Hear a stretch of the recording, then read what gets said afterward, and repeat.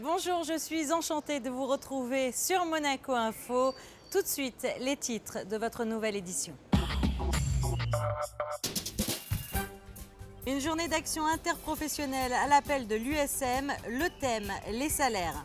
La participation de Monaco au sommet Rio + 20, le prince souverain est sur place pour participer à cette grande réunion des Nations Unies. Présentation de la comédie musicale Chicago qui se déroule actuellement au Grimaldi Forum. Une équipe de Monaco Info a assisté aux répétitions du spectacle. Un nouveau lieu pour les amateurs du clubbing, le Nid Club fait peau neuve.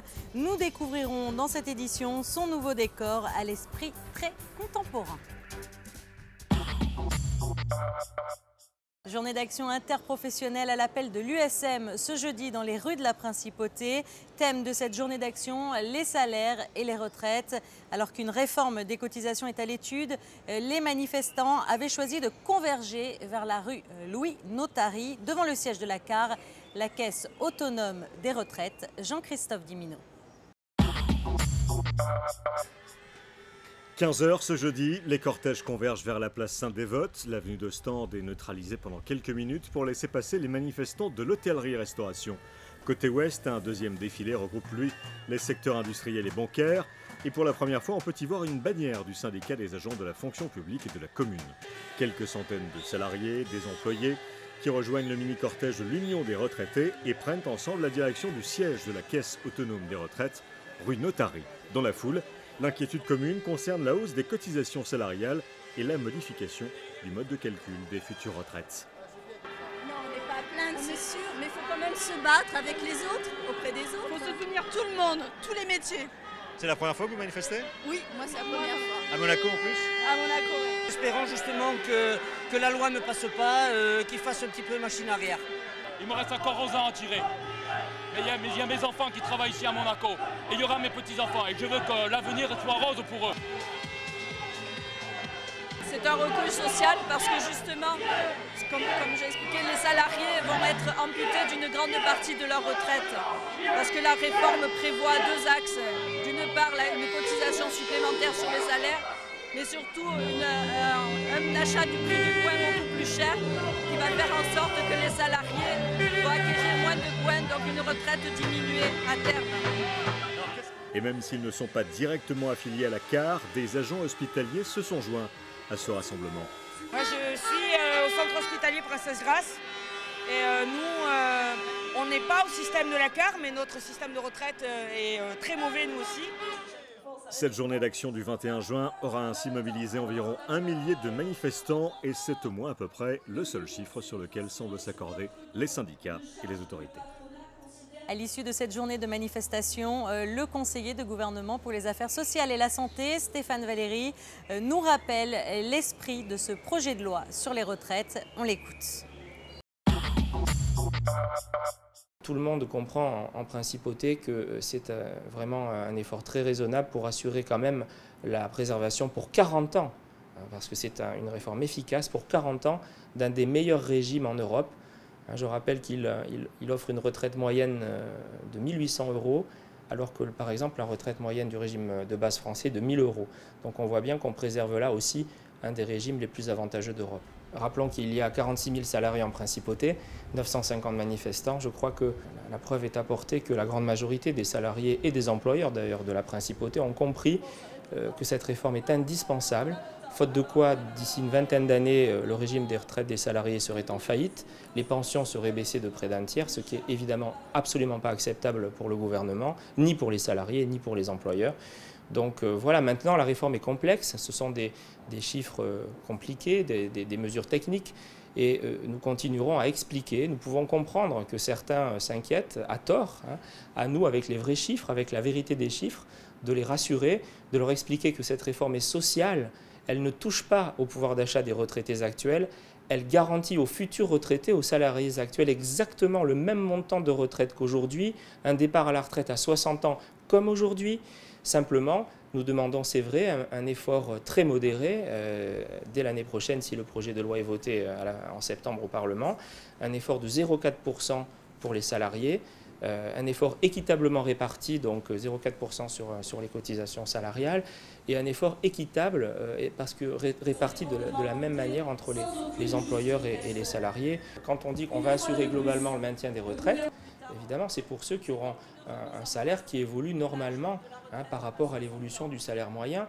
Mais enfin, on a constaté que 94% des salariés de la principauté sur les 20 dernières années ont eu un salaire qui a augmenté d'au moins de 1% de plus que l'inflation. Donc on voit bien que notre réforme va préserver en euros constants les retraites futures. Il n'y a donc pas je dirais, d'inquiétude particulière à avoir pour les salariés. Le projet de loi sur les retraites sera soumis au vote des conseillers nationaux au mois de septembre prochain. La participation de Monaco au sommet Rio plus 20, une déclaration politique de Rio comportant pas moins de 283 articles et qui sera soumise aux chefs d'État et de gouvernement qui participent à cette grande réunion des Nations Unies. Le prince souverain est sur place, alors bien sûr, aucune décision politique d'envergure n'est attendue.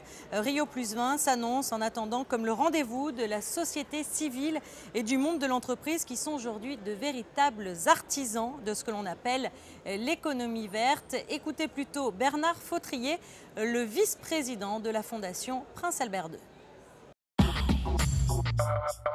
Moi, je crois qu'il faut faire la distinction, et le prince a raison de ne pas être optimiste, entre les résultats politiques et puis les avancées dans les esprits et réellement sur le terrain.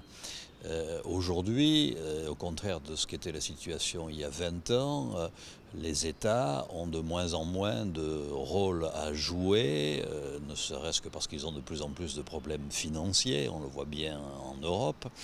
Mais le relais est pris, il est pris par les milieux économiques, il est pris par la société civile, et c'est, je crois, de ce côté-là qu'on peut attendre des avancées. C'est clair que sur le plan politique, la situation ne va pas permettre du tout d'avoir de grandes décisions. Il n'y a aucun texte juridique de prévu. Par contre, qu'est-ce qu'on va faire à Rio? On va rencontrer les milieux économiques. Le prince va rencontrer les entreprises réunies dans le World Business Council for Sustainable Development. Nous organisons un dîner en partenariat avec la Fondation des Nations Unies pour parler d'efficacité énergétique dans les constructions. Ça, c'est du contact concret. Nous avons des rencontres avec notre partenaire, le Climate Group. Nous organisons avec eux 2 sessions sur ce qu'on appelle la Clean Revolution, à destination tout à la fois de la société civile et des entreprises, dont tous les dirigeants seront là. Donc je crois que les choses doivent être vues avec une optique, le monde change, et les choses doivent être vues avec une optique différente de ce qu'elles étaient il y a 20 ans.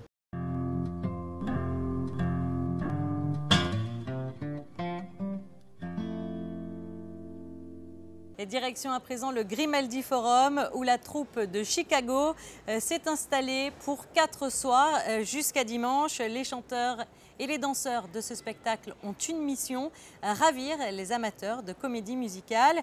Une équipe de Monaco Info a pu rencontrer certains d'entre eux avant la grande première du 21 juin. Un reportage signé Sandrine Nègre.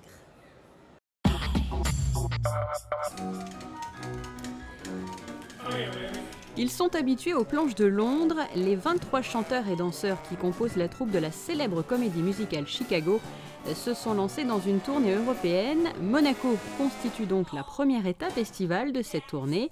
Ils ont poussé les portes du Grimaldi Forum pour la première fois, mais semblent avoir pris leur marque sur le rocher sans grande difficulté. La preuve en images, tout s'affiche de larges sourires, même si le stress n'est jamais très loin à quelques heures de la première. C'est très excitant d'être à Monaco pour une semaine. C'est le plus beau cadre que j'ai pu avoir à ce jour pour travailler. Voilà, il y a beaucoup d'excitation en ce moment et nous sommes impatients de voir le show commencer. Vous savez, il est à la fois sexy, très rapide, tout s'enchaîne. Nous avons des musiciens de jazz incroyables et exceptionnels, ils dégagent beaucoup d'énergie. Et puis il y a aussi des tableaux plus sombres avec les 2 personnages féminins. Avant de devenir une comédie musicale, Chicago est une pièce de théâtre inspirée par un fait divers qui a marqué l'actualité de la ville dans les années 20. Roxy tue son amant et rencontre en prison son idole, Ven McKelly, star de cabaret.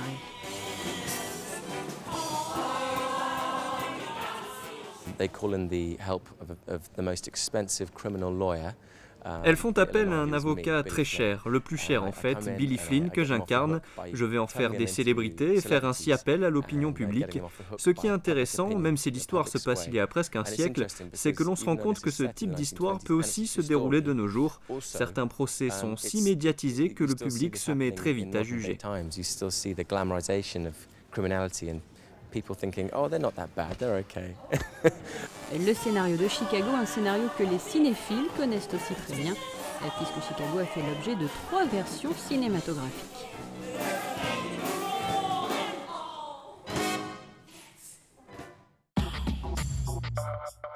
Mercredi soir, la grande famille du sport monégasque s'est retrouvée dans la cour d'honneur de la mairie de Monaco pour la traditionnelle fête des sports. À l'initiative de la mairie et plus particulièrement du service des sports, tous les sportifs de Monaco, quelle que soit leur discipline ou quel que soit leur âge, étaient invités. Chaque année, la mairie contacte une 60aine d'associations sportives que compte la principauté pour qu'elle désigne ses plus brillants athlètes et qu'ils soient ainsi récompensés. Et c'est une première cette année, une belle initiative. Les sportifs de Special Olympics ont eux aussi été mis à l'honneur lors de cette fête des sports. Le Ni-Club inaugure son nouvel espace en concept de discothèque extérieure qui propose aux amateurs de clubbing de faire la fête dans un lieu unique sur la Côte d'Azur, mais dans un écrin de modernité, un écrin contemporain. Alors au programme cet été, lieu chic et DJ Choc, un reportage de Marion Calviera. Avis aux Globe Clubbers, l'été s'annonce très chaud. Le Ni-Club en fait la promesse grâce à l'ouverture d'un espace clubbing ouvert sur la mer. Son directeur, Jeff Ott, témoigne de la naissance de ce projet aux tendances chic underground. Donc nous avions cet espace qui n'était pas réellement exploité. Et il a été la volonté de la SM Épicure de créer quelque chose qui soit à la hauteur des attentes de la clientèle monégasque, tant au niveau de l'aménagement qu'au niveau musical, puisque nous allons avoir une programmation assez riche dans notre offre, tant au niveau des DJ qu'au niveau des chanteurs qui se produiront ici. Les thématiques se décomposeront en 2 parties. Le début de soirée sera réservé aux apéritifs musicaux pour laisser place en deuxième partie de soirée à un club branché et survolté. Donc les vendredis et samedis, nous ouvrons à 18 h pour une partie apéritive qui se terminera aux alentours de 23 h. Et là, on passera vraiment dans un mode clubbing, soit avec des stars internationales dans le domaine de la musique, soit avec notre DJ résident. Ensuite, les dimanches seront beaucoup plus décontractés, aussi bien au niveau vestimentaire que dans l'esprit, puisque nous organisons des after beach parties. Donc ces after beach parties avec 2 disques jockeys qui ont fait le succès d'un établissement monégasque lointain, à savoir Solis Smith et Fabien de Petrini. Une programmation musicale internationale, festive et pointue, attend les aficionados du dance floor et de la house music. Je vous conseillerais de venir à Tara McDonald, puisque c'est la chanteuse qui va probablement faire le tube de l'été. De venir pour Timati, un artiste russe incontournable. Et peut-être dans quelque chose d'un peu plus marginal, mais assez rigolo, de venir pour Koé. Parmi les nouveautés proposées, un service de voiturier. Must complémentaire, le club est désormais accessible par la mer. Alors, les clients qui le souhaitent pourront avoir un accès par la mer avec leur tender, puisque nous n'avons pas de navette maritime, mais s'ils disposent effectivement eux-mêmes d'un bateau, ils pourront accoster et venir au Ni-Club. Que les noctambules se rassurent, plus que quelques jours avant l'ouverture officielle, prévue le 30 juin. L'avenue de DJ RLP au platine, précurseur du DJing dans les années 80, fera grimper la température pour tout le reste de l'été. Il est à présent l'heure de passer à la météo. Alors quel temps fera-t-il dans les prochains jours ? Vendredi, le soleil brillera dès le lever du jour, laissant place à de belles éclaircies en cours d'après-midi. Des températures agréables, comptez 21 degrés pour les minimales et 26 pour les maximales. Samedi sera elle aussi une belle journée ensoleillée, pas de changement du côté des températures. Dimanche, poursuite du beau temps et une légère hausse des températures l'après-midi. Lundi, on débutera la semaine comme on l'a terminée avec du soleil et le chant des oiseaux et on ne va pas s'en plaindre. C'est la fin de ce journal. Merci pour votre fidélité. Je vous propose à présent que l'on se quitte en musique avec un extrait de la comédie musicale Chicago. Salut! Where'd you come from? Mississippi. And your parents? Very wealthy. Where are they now? 6 feet under, but she was granted one more start. The convent of the Sacred Heart. When'd you get here? 1920. How old were you? Don't remember. Then what happened? I met Amos, then he stole my heart away, convinced me to elope one day. A convent girl, a runaway marriage. Oh, it's too terrible, you poor dear. Who's Fred Casely? My ex-boyfriend. Why'd you shoot him? I was leaving. Was he angry? Like a madman. Still I said, Fred, move along. She knew that she was doing wrong.